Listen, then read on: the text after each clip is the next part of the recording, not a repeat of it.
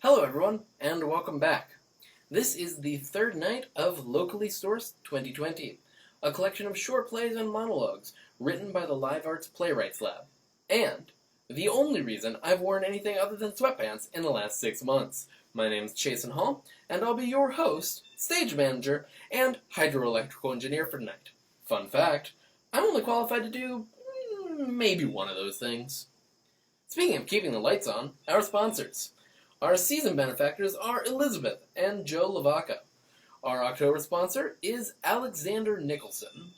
Our Pay What You Want sponsors, who made it possible for us to present this event free of charge, are Allison Partners, Strauss Construction, Latitude 38, and Ting. Our media sponsor is WTJU 91.1 FM from the University of Virginia. Live arts shows like this are made possible by grants from Bank of America, the Charlottesville Area Community Foundation, J&E Berkeley, the Batten Fund, the Baumel Fund, the Virginia Commission for the Arts, and the National Endowment for the Arts. Our program tonight will begin with That Which Remains, written by Elizabeth Rose Fuller, directed by Kay Bethea, and featuring Kate Monaghan and Linda C. Zuby. After that, we'll close out tonight with Gettin' Ready by Marty Moore, directed by Ti Ames, and featuring Stephanie Finn and Sharon Millner. And now, That Which Remains by Elizabeth Rose Fuller. Okay, I actually like that one.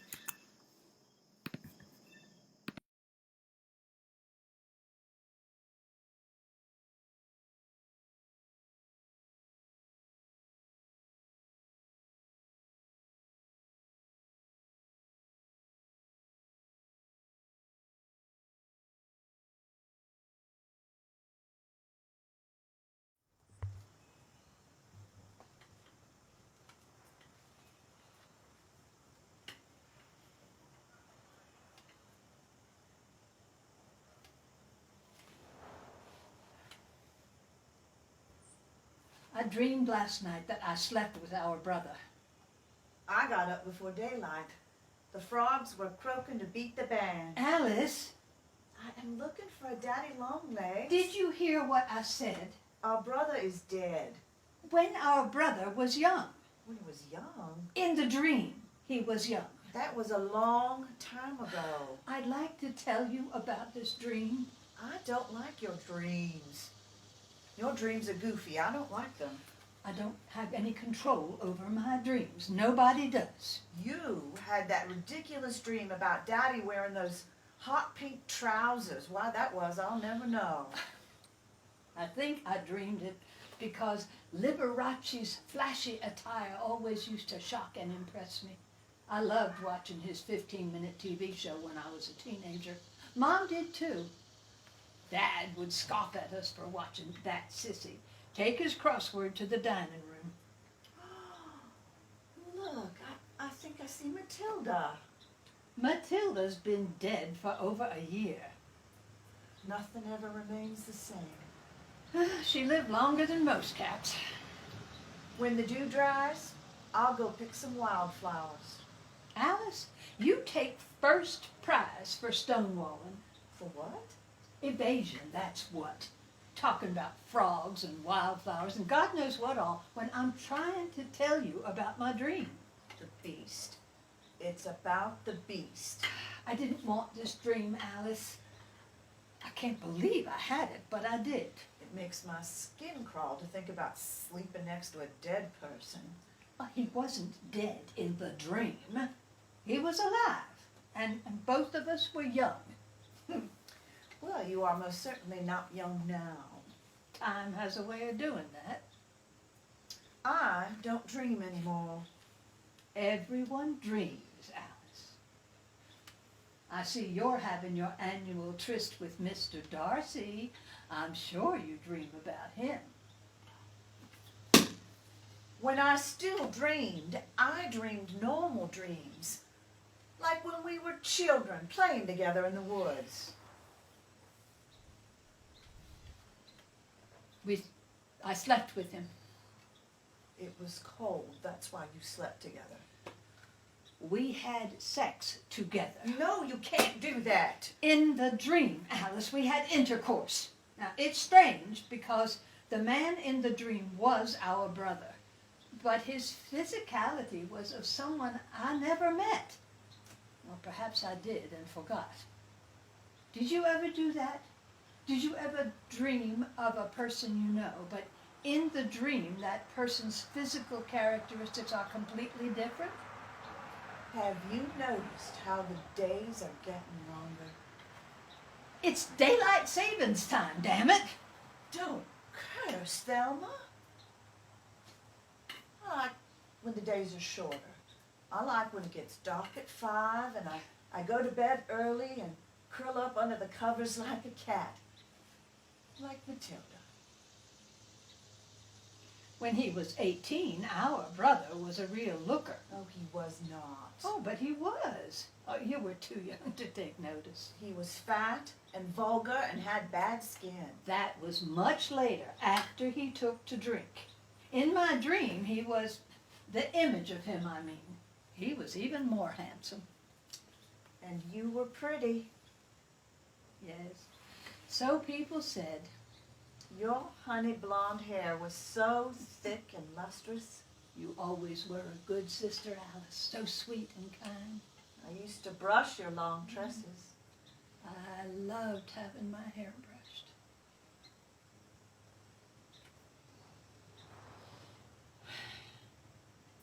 In the dream, I wanted to have sex with our brother. God, how can that be? That house painter we had when we were kids. The one who rouged her cheeks like a whore and wore those white coveralls and fire red lipstick. And she had that cap that looked like a railroad engineer's. Mom and Daddy said she was best house painter in the area. What was her name? Della. Land's sakes, I haven't thought of her in years. I remember her rouge with the 2 pinkish circles. Always reminded me of a clown's. And how many women were house painters in those days? I used to wonder how she could be so blasé about house painting and so brazen about sex. I bet she wasn't a good girl growing up. I bet she was a flirt. She told us that when we grew up, we should be comfortable in our womanliness. I didn't know what that meant. I have never been comfortable in my womanliness. Yeah, I suppose you have good reason. Both of us do. You used to accuse me of being reclusive. That was when we were younger, and I had big ideas for our future. I guess I just wanted you to be more outgoing. I never even painted my toenails, did you? Once, after I moved away. But it didn't feel right. I missed you so much. I can't change that now. I try not to think about the time you were away. After what happened, I had to get away from here. Well, if you had been here, maybe What? we could have double dated or something, acted like normal people. Or moved to Memphis together where nobody knew us. And I could have hidden behind the library stacks and never have had to talk to anyone. I think you hid pretty well right here in our hometown library stacks. And you still could have been that talky first grade teacher. Folks at church used to call you the shy Bradley girl. And me, the chatty sister. Mom begged me to come back. You remember why, don't you? Why she begged me to come back? I don't want to hear anything more about it. Oh, for God's sake, Alice! Well, it only happened that one time when he was home on leave. What did you say? I'm going to get a cup of coffee. No, Alice. It's time.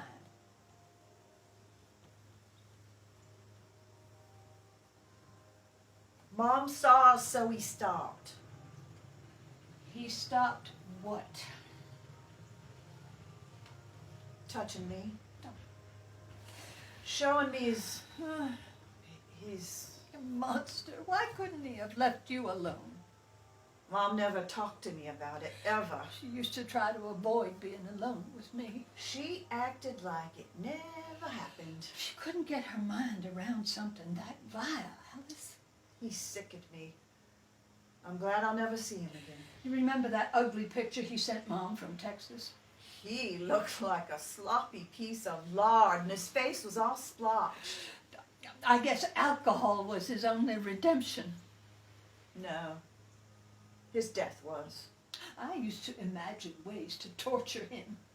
Well, you shouldn't have left us. I'm sorry, Alice. Well, Mom couldn't even protect me. She was filled with grief. I know that much. I never did understand why you left so suddenly. After he had his way with me, I used to catch her looking at me with a sort of a mixture of shame and bewilderment. I just couldn't stand to be around that any longer. Well, if only Daddy had lived. I still miss him so much. I reckon it's a blessing he didn't live long enough to see how his only son turned out. Well, maybe Daddy could have done something about it. Yeah, he was always too much of a smarty pants around Dad. Thought he had all the answers. Maybe children like him happen because people marry wrong.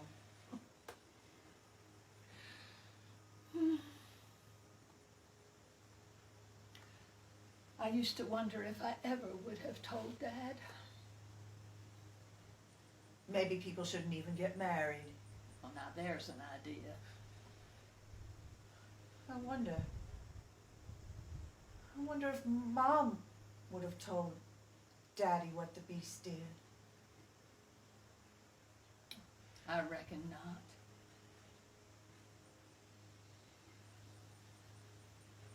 Forgive me, Alice, for leaving you. I forgive you. But I can never forgive him. Me neither.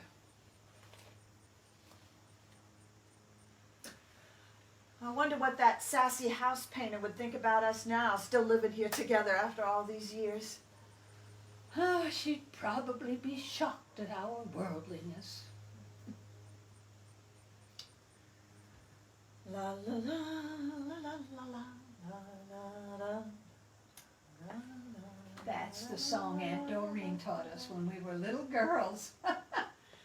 Did you ever see a lassie, a lassie, a lassie? Did you ever see a lassie Go this way and that, go this way and that way and this way and that way. Did you ever see a lassie go this way and that? Did you ever see a laddie, a laddie, a laddie?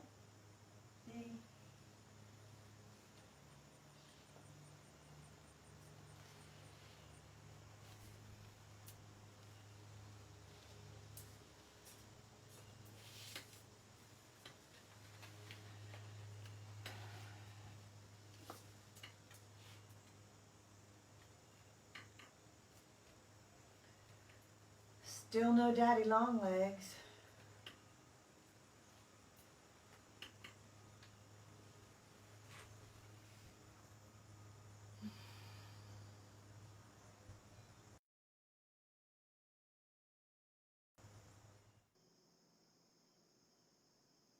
And now, Gettin' Ready by Marty Moore.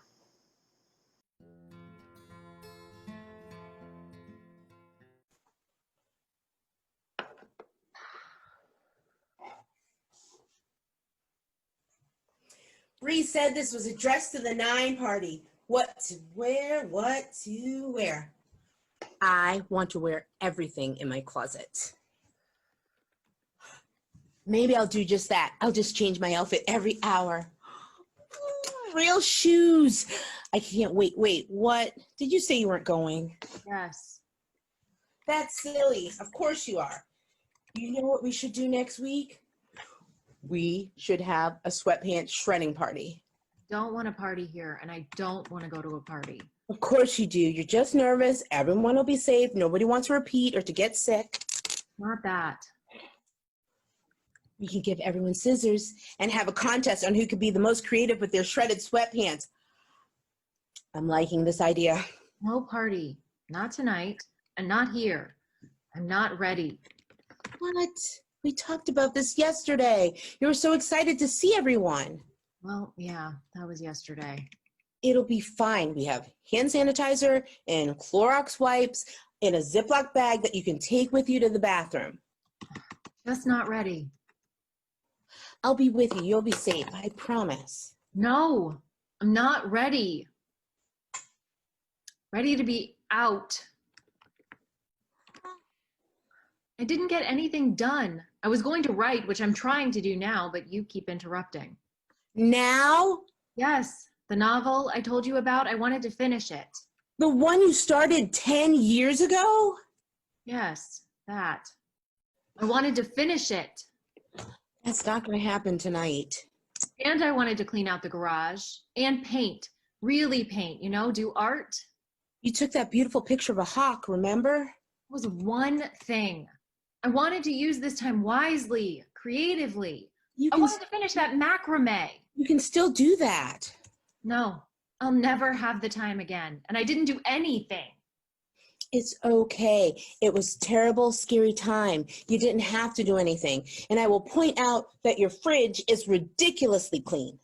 That's not productive. It's just busy. And the garden looks beautiful. Busy stuff, not creative stuff. Stop. This was a gift of time, and I wasted it. I could have created so many things, a book, a story at least, an art. I'm really talented in my own way. I wanted to learn German. I wanted to teach myself guitar. I wanted to cook more. I wanted to finish that. Stop.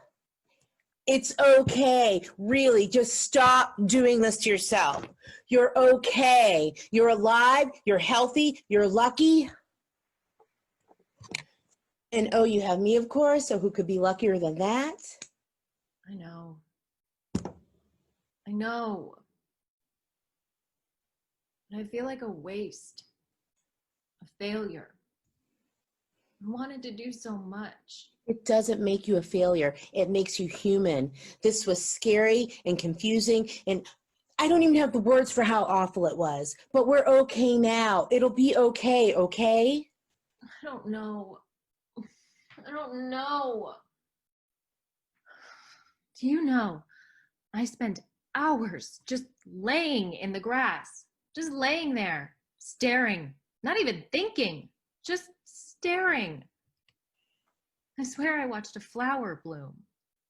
And maybe that's enough. It doesn't get more creative than that. It was actually pretty cool. See, now you have your essay topic. Essay topic? What I did on my COVID vacation. On my COVID vacation, I watched a flower bloom. Pretty cool. Pretty cool.